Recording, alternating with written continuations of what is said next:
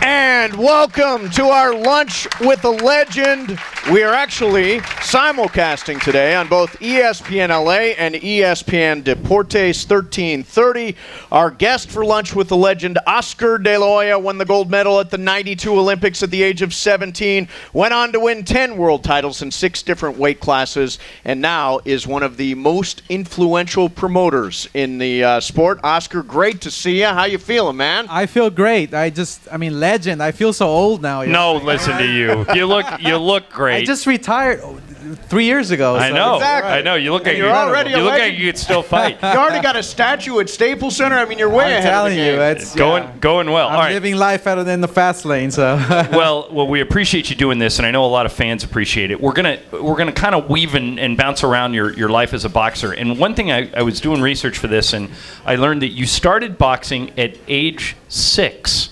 Which I find interesting because when I was a kid, my dad said to me, "Well, I don't want you to be a boxer because all those guys, when they get older, they're messed up. You know, they can't talk." Was your family supportive the entire time you wanted to do it? And who more than anybody else taught you how to box? Well, yeah, this is how it started. My father was a fighter. My grandfather was a fighter. My older brother was a fighter. A few uncles, a few cousins were also fighters. So I kind of had no choice but to become a fighter. Right. And I think I was 4 years old when I first laced up the gloves, you know. 4. And so, I fought my first fight, organized boxing at the age of 6 when I first won my first trophy. What was that, like in a playpen? No, I actually fought him at the Pico Rivera Sports Arena. Sure. You know, and I remember the gloves were bigger than my head. The gloves, I had boots on that were looking 5 times bigger than my guys, yeah. I mean, it was quite an experience. But I remember that at that second, when I punched that kid in the nose, for some reason it just felt good. And I knew that right there and then, okay, this is what I'm going to do. This is what I love doing. So how much of your success do you attribute to, I mean, obviously you were raised in a family with a lot of fighters. How much of it were you born with, and how much of it were you taught or did you learn? I think you have to be born with there's a certain percentage of talent that you're born with, and you can ask this to any athlete. You can work on your skill, and you can get better with your conditioning, and you can learn how to throw a better left hook, a better right hand. But there's a certain it factor that you have to have, and you have to be born with. And I think that's what really set me apart. In my generation, I was able to fight all the top fighters. I was able to do okay. I was able to be somewhat successful inside the ring, and that's what kind of set me apart, was that little it factor that I was born with. Lunch with the Legend, Oscar De La Hoya is our guest. All right, so we'll fast forward. You had a great amateur career. You fought around in Los Angeles, and for people who don't know, Oscar was raised in East LA, and then you get on the Olympic team. Right. And as all this is going on, and this might be a weird question for you. Your mom was diagnosed with terminal cancer in 1990. Right. And at the exact same time, you were trying to make the Olympic team and trying to win a gold medal. So your mom passes away before the Olympics. And they were worried about you. Your teammates were worried about you. Your coaches were worried about you as to how that would affect you. Mm-hmm. Looking back, did that inspire you? Were you thinking about your mom, or were you blocking it out? Because you weren't favored in Barcelona, and you turned out to be the only American that won a gold medal. Right. What role did your mom play in that? Well, I mean, my mother was not your typical mom where, if your son gets hurt, she's going to come and give you a hug and say it's going to be okay. She was a tough woman. I mean, I remember her going to my fights when I was 8, 9 years old, and everybody would be sitting down watching the fights, and she would be the only one standing up yelling at me like, go knock him out, go hit him, you have to win this. I mean, it was scary, but it was motivating at the same time, because it's my mom, and, I want her to be happy. And Were you able to take that with you after she passed away? Did you remember for that? a while I did, Yeah. but there came a point where when she was diagnosed with cancer, at that moment, I was already #1 in the nation on the amateur level. I was winning the Golden Gloves. I was winning all the tournaments. I was undefeated, I believe, for like 8 years. And so when she passed, I thought my life was over. I thought that, I'm going to hang up the gloves. That's it. So I actually hung up the gloves for a few months. It lasted for a few months. And all of a sudden, one day, I was waking up in the morning, and I don't know, I got inspired. I said to myself, you know what, if she was here, right, what would she want from me?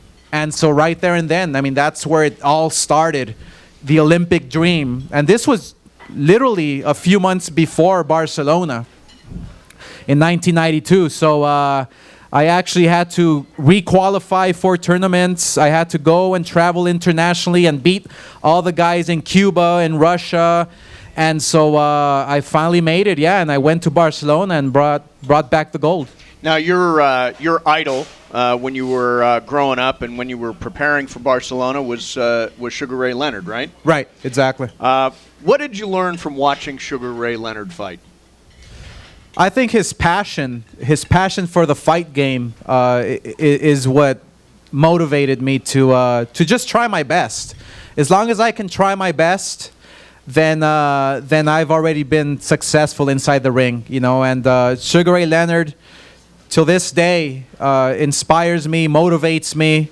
Except on the golf course when I see him play. I mean, he's you're better than he is. Yeah, good. But no, he's a great guy, great teacher. And I always felt I was a student when I was next to him, because he would always give me these great tips, these great stories. So it definitely elevated my game to another level. Oscar De La Hoya is our guest, Lunch with a Legend. Oscar, I was in Las Vegas in '96 in June when you beat Julio Cesar Chavez, and that was a weird night because you were coming up. You were clearly the better fighter. It frankly wasn't close. I think you got rid of him in 4 rounds, but you knew, and because you had sparred with him, that he was a Mexican icon. So when you look back on that night, is that the night you won over the Mexican fans, or were they mad at you for beating, their hero? Right. How did that all play out? Yeah, that whole story was I mean, it does bring back some good and bad memories. I was born here. I was always very proud to be a U.S. citizen and represent my country, and I mean, I'm a U.S. citizen. So when I faced Julio Cesar Chavez, the great Mexican legend, I don't know, it's funny because people started turning on me from my old culture. Right. People started saying, well, you're not Mexican or you're not Mexican Chavez. Not you're Mexican not Chavez enough. Yeah. Right. Yeah. So that was like, I didn't really understand that. I couldn't get it. But I would always emphasize that, well, I'm proud of my roots. I'm proud of where my family comes from, and I'm always going to be proud of who I am. But when you came into the ring, you had American flags, Mexican flags. You represented all those cultures. No, exactly, because look, I just felt proud, obviously. Yeah. As a kid, growing up, going every weekend, crossing the border to Tijuana because my family lived right near the border. I mean, I remember those times, and I just felt proud. And so but it wasn't enough because he was the Mexican icon, the Mexican hero that everybody grew up with, even including myself, including my father. I mean, till this day, my father tells me, "Why did you have to beat him?" You know, I mean, I still get it around the house. You know, Still, your dad. Dad, Let come it on. go. Yeah. All right. Well, when It's a sport, Dad. Come on. Yeah. When we come back, we'll get into Oscar's career. After he beat Chavez is when it really took off. Oh, yeah. And we'll get into some of those great fights that he had. For those of you who don't know, Oscar started his career, I think it was 31-0, and really successful climbing the ladder. We'll get into that coming up. Oscar De La Hoya, Lunch with the Legend, broadcasting live Thank on you. ESPN Deportes 1330 and here on ESPNLA. Steve Mason along with John Ireland, and this is Lunch with the Legend. Our legend for this broadcast is Oscar De La Hoya. We're being heard both on ESPN Deportes 1330 and, of course, on ESPNLA. And Oscar, there are a lot of people in this room that aren't necessarily boxers. I think I see some ladies, people who aren't fighters. What, from your experience, being incredibly successful, not just as a fighter but also in business, what's been the key to your success? What translates to everybody else in this room? What have you learned? I think the key has probably been, for me personally, humility. And whether I'm having a meeting with so-and-so or whether I'm having a meeting with whoever, I'm meeting a kid on the street because he wants an autograph. Humility for me has always worked. Staying true to myself, especially now. Right. Because yes, I have tasted success, and recently, for some reason, I've tasted more success because of humility, because just trying to do the right thing, and form the right group of people and have good, positive people around me has really worked for me. So yeah, I would say that. Humility is pretty rare in sports today.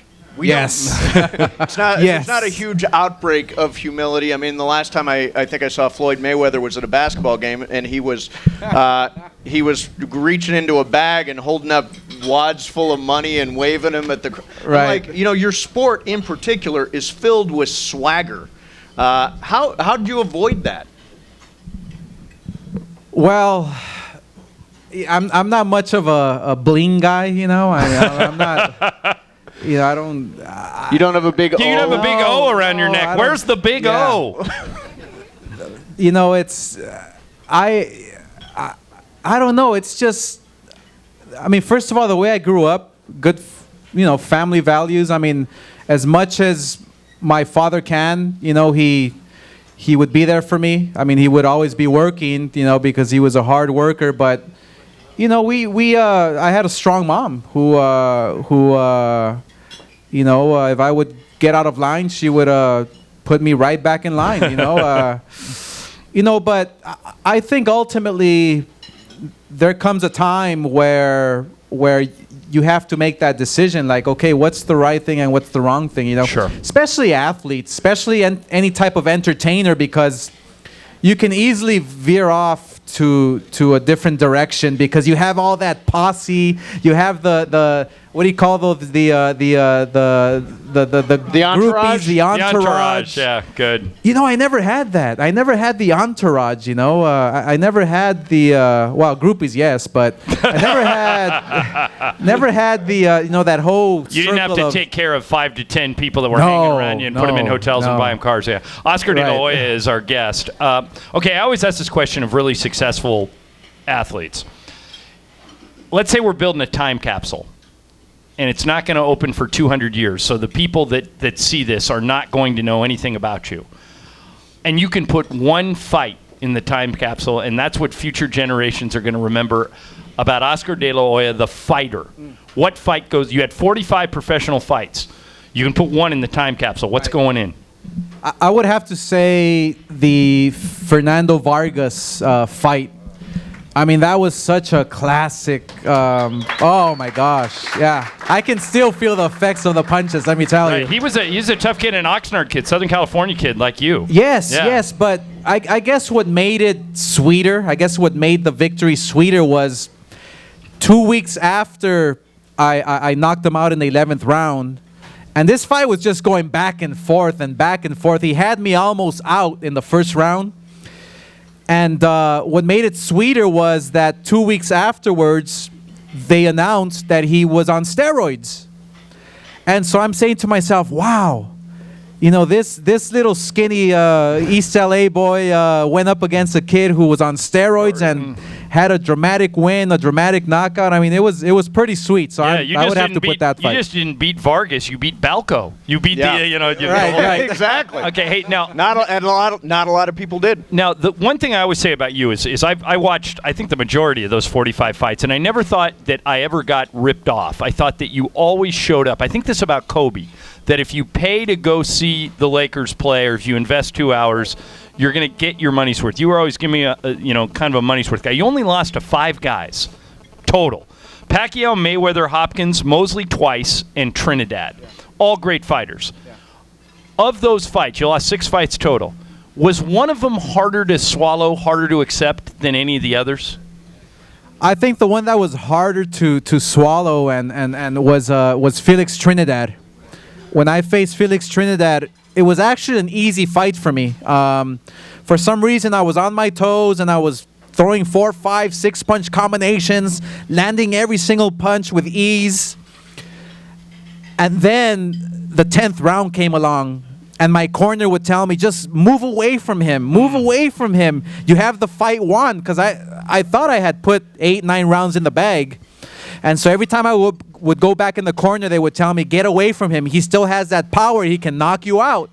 Because this kid hits, he was a strong puncher. And so I boxed him in the last 3 rounds, okay? But you played defense. Oh, I played defense, absolutely. Because every time I would go back to my corner, I mean, I would get a earful from my trainers. I mean, it was tougher than the actual fight going back to my corner and listening to these guys, And so, yes, here you go. I can see Don King coming up to the ring, corner of my eye, smiling, waving his flags. God bless America. And all of a sudden, they give the decision to Trinidad. And I'm like, oh, my gosh, no way. And that was the toughest decision I've had to hear inside that squared circle. Early in your professional career, there was a time when people said, "Yeah, Oscar's undefeated, but I don't know about the quality of his opponents." And then you started taking fights. I mean, you started really taking fights, and I think that's what people appreciate about you and your career is that you never shied away from a fight. You would take anybody, and perfection isn't an option really for anybody. And it's okay to not win a fight, right? Oh, absolutely. And there are too many fighters, I think, that are so focused. And I think you probably know who I'm talking about. There's so many fighters that are focused. I got to be undefeated. Got to be undefeated. I don't want to take the fight that I might lose. What shifted for you? Why did you start taking some of those fights?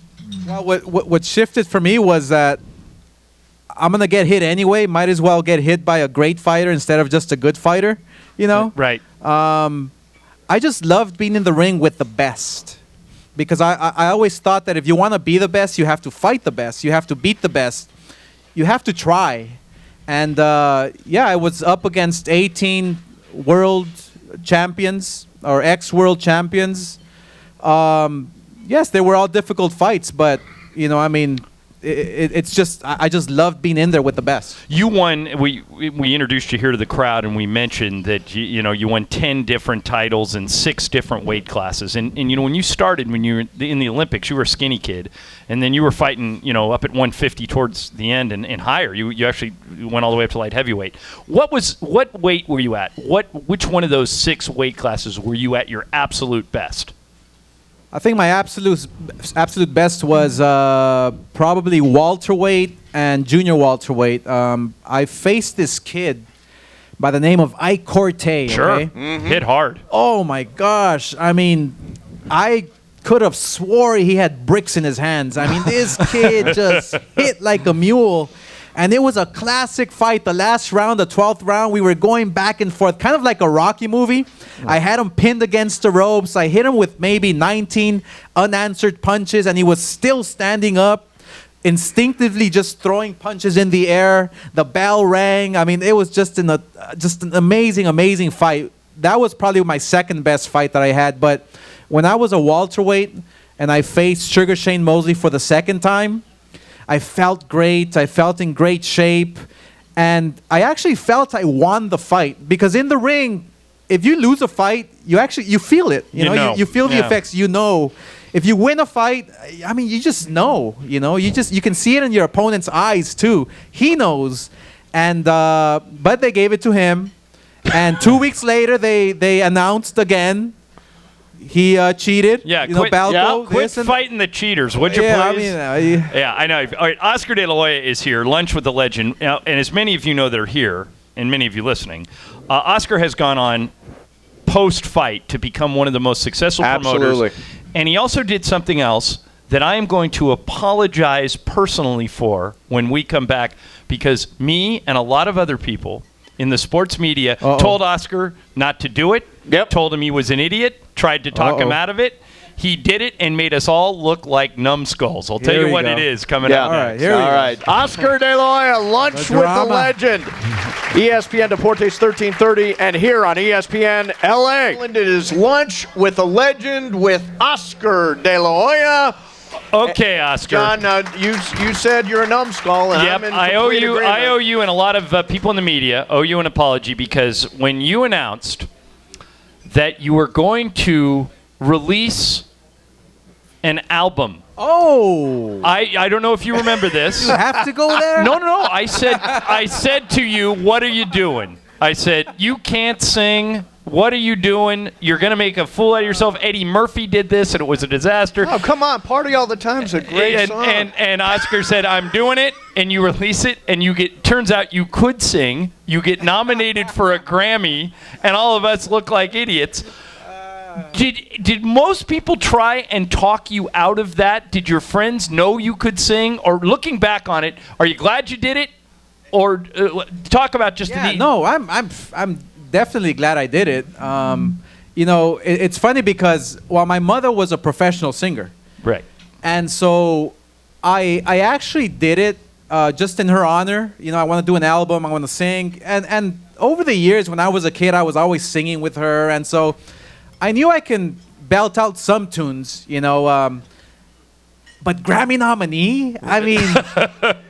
I was in little surreal for you. Well, yeah. I was in Puerto Rico, right, and so with my current wife now, and we were actually dating back then. So I'm watching the Entertainment channel, for the nominations, and so Boy, so did you think you might get nominated? No, otherwise, not at all. We were watching it E! because my wife had a friend there that was going to get nominated, and this and that, and so I'm like sitting there, and then this and that, and then. They announced my name and Grammy nominee Oscar De La Hoya. I'm like, I swore I fell off the bed and I was like, what? Yeah, well, trust me, all of us that tried to talk you out of it had the same reaction. It's funny because I was actually scared of the success that it was. I mean, it was taking off. Like, right. I mean, it had a minor. Very well. Yeah. Did very well. I mean, I was on the Jay Leno show singing and this and that. I mean, what? Yeah. And so I told my people, you know what? Forget it. That's it. But you're glad you did it. It sounds like it was a good experience. Glad I did it. I mean, the album was actually pretty good. Right. I totally agree with you. You've retired as a recording artist? I'm retired. I only sing in the shower. That's it. Good. Wow. All right. So let's circle back for a second to boxing. Mason and I talk about this all the time. Most people think boxing is crooked. You've been a fighter. You've been a promoter. You're right in the middle of it now. You're handling fighters. You're putting on events. Is boxing crooked in your opinion? And if so, how do we fix it? Well, boxing needs help. I mean, obviously, now being a promoter of the sport for 10 years, people, when I'm sitting down ringside, I mean, you should see the fans' reactions when there's a bad decision. They they blame it on me. I mean, just the other day, we had this event at the Barclays Center in New York, and we had a fighter by the name of Paulo Malignaggi fighting this Mexican kid. And this Mexican kid, which was live on Showtime, this Mexican kid took all his family up. There must have been maybe 50 or 60 together cheering him on. And while they announced the decision, it was a close fight. Paulie won. They gave it to Paulie. And I don't know if it was the father or the uncle or the cousin, somebody, they're waving like this big wad of money, and they're like yelling at me like, it was your fault, it was your fault. I'm like, I'm just sitting here like just enjoying the fight, you know, I didn't do anything. I think boxing, yes, it needs a lot of help, but that's why we turned promoters. And you know, I think that I'm very optimistic that in the next 5 to 7, 8 years, boxing will be organized. Boxing will be a sport that you know, we will not have those bad decisions anymore. We will see the best fights happen. You think it's moving in the right direction? Absolutely. Okay. It's moving towards the right direction. And as long as we can continue to make the best fights possible, then you know, things are looking good for boxing. Oscar, related to that, somebody here at Morton's has given us this question. Do you ever see boxing moving to one universal promoter, a lot like the UFC? Absolutely. Look, I commend the Fertitta brothers and Dana White for... I'm okay, thank you. All right. For what they've done in such a short period of time with the UFC. I believe they valued now the UFC at $1.5 billion, which is incredible. Now, I asked myself, boxing that has such a rich history, you date back to the Jack Johnsons and you go back to the fighters who, bare knuckles. Joe Louis, Muhammad Ali, Sugar Ray Robinson, some of the most famous names in sports. The sport will be unified. The sport will have one promoter one day. Hopefully boxing will have not too many world titles. The people are confused. The fans are confused. Who's the world champion? Right. We don't have a heavyweight champion now. Now we are now in Golden Boy Promotions. We do have 3 heavyweight guys who are 6'8", 250 solid. Right now they're 26-0, 26 knockouts. So you'll be hearing about them in the next couple of years to come. But it's a process. It's a process, and it's like any other sport. Right. It's a roller coaster. You have your ups and downs. I mean, you had Mike Tyson, you have Muhammad Ali, you had myself, Sugar Ray Leonard, who impacted the sport in such a way where the masses came out and watched and tuned in on TV. So I think we're close to seeing those next superstars in the sport of boxing very soon. All right, do you think we're ever going to get? This is sort of the question that Michael Thompson would want asked. Right. Do you think we're ever going to get Mayweather-Pacquiao? Are we ever going to get that fight? I hope so. I hope so. What's holding it up, in your opinion? Who's dragging their feet on this thing? Look, Mayweather has expressed to us that the Pacquiao fight will never, ever happen if Bob Arum is involved. Now, Bob Arum is head of Top Rank Boxing, which is our competitor.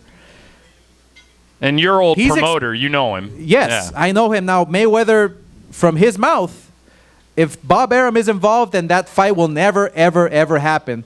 If he's not involved, then hey, let's make it tomorrow. Well, how do you get Bob out of the process? So you know that that's not an easy thing. You tried to get away for a long time and finally did. Well, look, I mean, obviously, I made the decision to part ways, and we got out. Mayweather made the decision to part ways with Bob Arum. So it has to be Manny. It has to be Pacquiao's decision to break out. Well, look, I'm not going to speak for him. I'm not going to say anything on what he has to do or what he hasn't, have to do. But, I mean, that's Mayweather said. If the fight is going to happen, he cannot be involved. Oscar, if they fought tomorrow, who would win? Yeah, you fought them both. I fought them both. I fought Manny Pacquiao. My last fight gave me a good beating. which oh my God, I'm still feeling that one. But it was so frustrating, that fight with Manny Pacquiao, because obviously I was right at the end of my career. Great fighter, don't get me wrong. Love the guy. But it was frustrating because I couldn't throw punches. I couldn't move. My reflexes. You were just at the end of the, just frustrating. end of the ride. Yeah. I still remember this one, and it still haunts me till this day. I remember this one situation where I believe it was a 6th round. He left himself wide open. He was right in front of me, wide open. I mean, just smiling at me, And the 25-year-old Oscar would have just dropped him. I just couldn't pull the trigger, and but hey, it is what it is. I lost to a great champion, so So all right, so who would win? You didn't answer. Oh, who would win? I would have to go. On that note, I would have to go with Mayweather. Okay. Yeah. I would have to go with Mayweather because I think that styles make fights. Manny's a very aggressive fighter, leaves himself wide open, a little reckless, fun to watch. The fact that Mayweather's a pure boxer, the fact that he will let you make mistakes, he will not engage in an exchange, he will not start his combinations before you have to make that mistake first. So I think he'll wait for him all night, not care about the crowd, what if they're booing this and that. He'll just wait for Manny to make the mistakes and pick him apart. Yeah, that's my humble opinion. That is a very valid opinion, I think. Oscar De La Hoya is our guest for Lunch with the Legend. Again, we're broadcasting live on ESPN Deportes 1330 and on ESPNLA. I'm Steve Mason along with John Ireland, and coming up next, we'll talk a little bit about the last couple of years since you've retired and you went to rehab, and you've at some point everything came off the rails. I want to get into that a little bit with you coming up. Beautiful. If that's okay. Cool. Oscar, I love it. Beautiful. Wow. Oscar De La Hoya, our Here Lunch comes with the the juicy Legend. stuff. Yeah, that's why we saved it to the end. Oh, yes. Yeah. ESPNLA. It's getting juicy.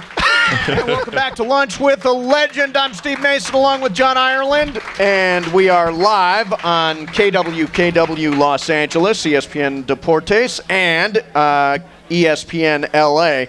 And Oscar De La Hoya is our guest. All right, so Oscar, every time I mention this, he says, "Oh, the juicy part." This is the part of the conversation which we call Oscar Goes to Rehab. So what happened and what led you to make that choice to go into rehab? Well, that's the best part of the book. I made a decision. I didn't get a DUI. I didn't go to jail. I didn't get caught in the street and this and that. But I just knew that I had a problem. I knew that I was heading towards that direction of no turning back.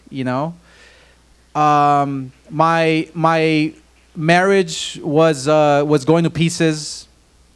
I wasn't having a relationship with my family, with myself. Everything was just spiraling downward, And I figured it out. What the problem is. And so I cannot have a drop of alcohol. And that's me. I'm speaking for myself. I just cannot. But what it made me realize is that, I went to rehab for 2 months, okay? I went for rehab for 2 months. I told my wife, look, this is what I'm going to do. I didn't have to announce it to the world, but I told my wife. And so I went. When I got out, I still go to meetings every single day. But I'll tell you one thing. It's been now 15 months and 23 days, okay? 15 months and 23 days. And I say that I was reborn because, see, the way this works, guys, is it's a program that, not everybody has majority of you guys, you can drink 1, 2, whatever, and fine. I had to drink 20. Right. You know what I'm saying? Yeah, a lot of people do and that. I would always ask myself, but why can't I just stop at 1, you know? So that's the issues that I was dealing with. But now it's like my life is so much better. I have a relationship with myself. I have a relationship with my family, with my kids, I can think. I can make this good decisions.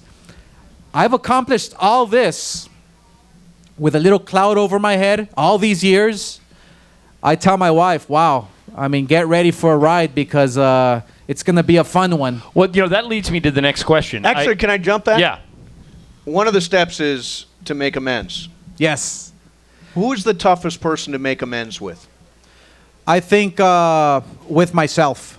To make amends with myself, it still is very difficult because I hurt a lot of people. I hurt a lot of people, and it's not easy, but I'm convinced this is what I have to do. Because look, people ask me, well, what drives you? Why don't you just leave everything? Hang up the gloves. Why be a promoter? Why even, jump yourself into a business and do this and do that? Why don't you just become a normal person, move somewhere and just live happily ever after with your family? I go, I cannot do that. I feel I have a responsibility. I really do. More so now because I tell, especially like kids, when I go to the schools and speak to them, it's a huge problem in our society, especially with kids now in these days. I mean, life is just so fast now, the media, this, that. I tell them, you know what? Yes, I am a role model now, a really good role model now, because what I went through, look at my life, and I hope and wish to God that you will never, ever have to go through what I went through. That's great. That's a really good story. All right, I'm gonna skip what I was gonna ask you because I want to get this in, and then we're gonna actually ask a question in Spanish. But I've been to so many of your fights, and I've always wondered this. You look around the ring, and you go, "Wow, there's Jack Nicholson, there's Magic Johnson, there's Beyonce, there's Jay-Z."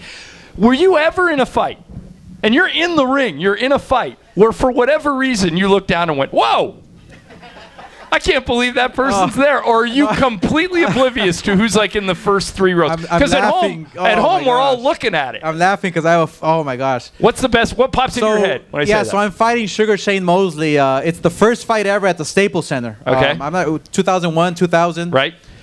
And they say it was like the Oscars, better than the Oscars because everybody was there. I mean, everybody, And we stay away from that. We don't pay attention, we're focused on the fight.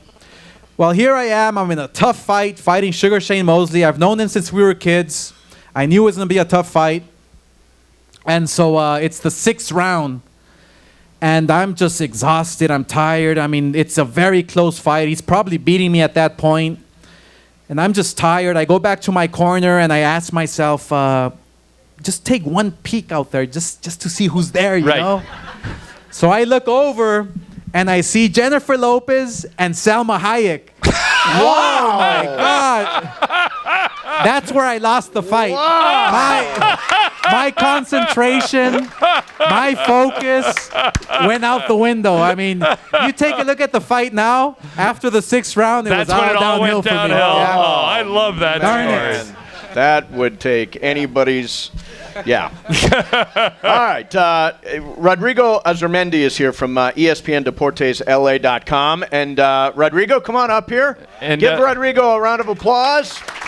We thought it would only be appropriate, since we're simulcasting on KWKW, to at least honor our Spanish-speaking audience and have Rodrigo ask a question in Spanish. So go right ahead. Right, well, go ahead, Rodrigo. Well, first, thanks for being here. And ¿qué boxeador hispano de la actualidad te recuerda a Oscar de la Hoya? Which Hispanic boxer of these days reminds him of himself? Tenemos un peleador que se llama Saúl Canelo Álvarez. Wow. I call him the Howdy Doody of boxing. When have you ever seen a Mexican redhead with freckles?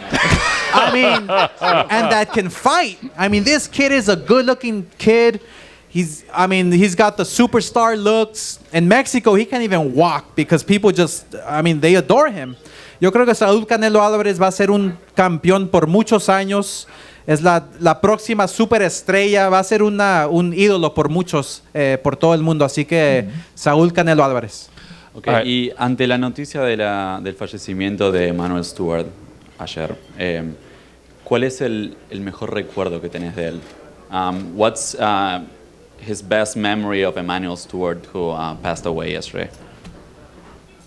The best memory, the best memory that I have with Emmanuel Stewart, I was fighting in Texas one time at the Sun Bowl, and I think there was, I don't know, 50, 60,000 people there. I think. Well, that's in El Paso, right by the border. El Paso. 3/4 were like women and girls, and it was cute because little girls with their prom dresses, and you got the grandmothers all the way up to like 80 years old. It was nice, and it was like just El Paso. I mean, what is there to do in El Paso, And so everybody just came out, and so I remember I was staying at this hotel.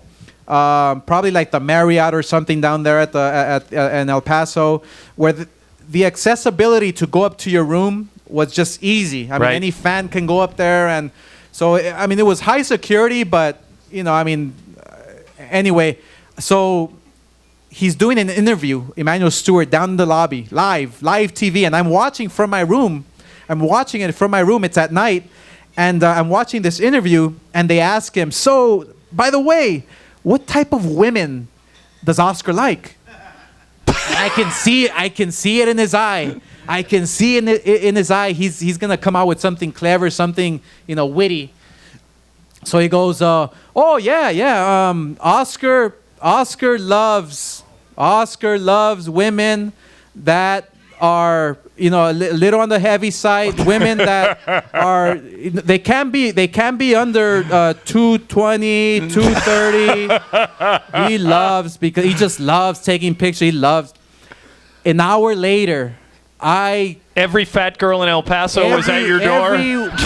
Every heavy set woman, and I can see it from my window. There must have been 100. Oscar, my gosh, I love you.